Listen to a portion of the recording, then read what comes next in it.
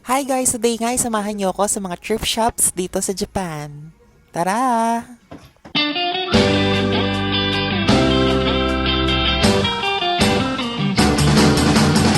Every summer we have fun. Every summer we are going down. Every summer we are surfing around until the sun goes down.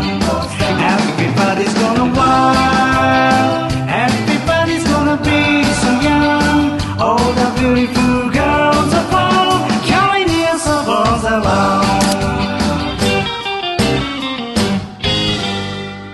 Hello guys! So nandito nga tayo sa mga bilihan ng bag. Kung makikita nyo, yan. Iba-iba siya.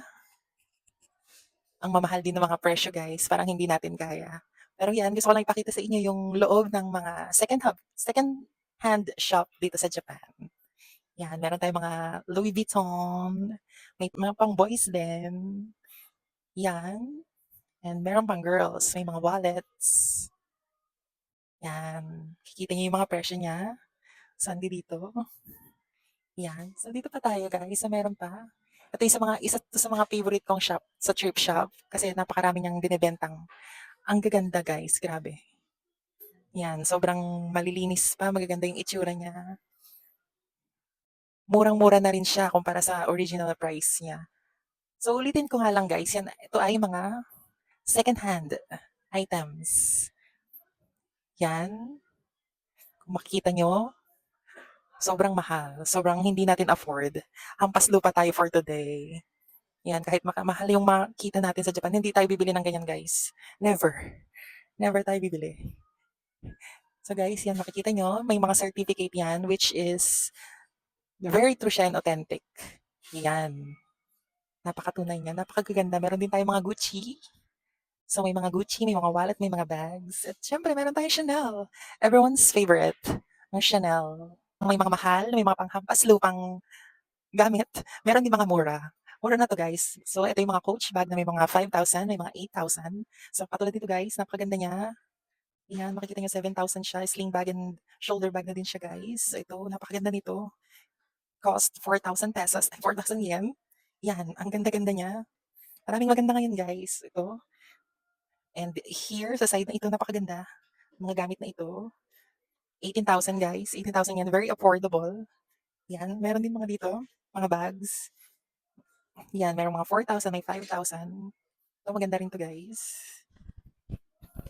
Yan. Di ba? Ang ganda-ganda. Pero hindi pa rin tayo bibili yan guys. Dahil, ako, Diyos ko, isang kilong bigas na yan guys. So, dito meron pa rin tayong mga MK bags. Yan, napakaganda, napakalilinis, napakakikinis, parang ang pisngi ng ating kaibigan. Charot. Ito, napakaganda nito guys. Ay, sorry. Ito, 14,000 siya. Napakaganda nito guys. Pink. Yan. So, try natin. Yan, napakaganda niya. Nakakainis. Ang mahal-mahal, 14,000. Teka lang, ayusin ko baka pabayad sa atin. Ayan. Ayan, ayan. Yan, ang dami pang magaganda. Mga MK ang gaganda. Meron ding Tory Burch. Ito guys, 18,000 Tory Burch backpack. Yan, ang ganda-ganda din. So may mga Tory Burch na bet ang design niya. Yan, napakaganda. So meron din tayo dito na Kate Spade. So here, may mga Kate Spade din. Napakamura din.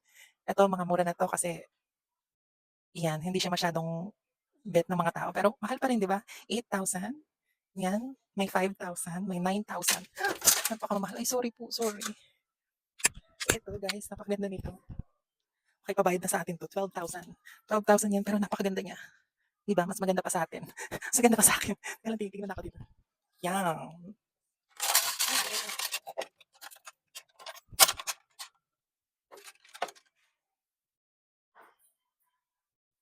So guys, ito nga. So dito, makikita niya yan, napakarami. Kinakabahan niya ako. Nakabahan nga ako guys. Ayan, natatawagin na ako.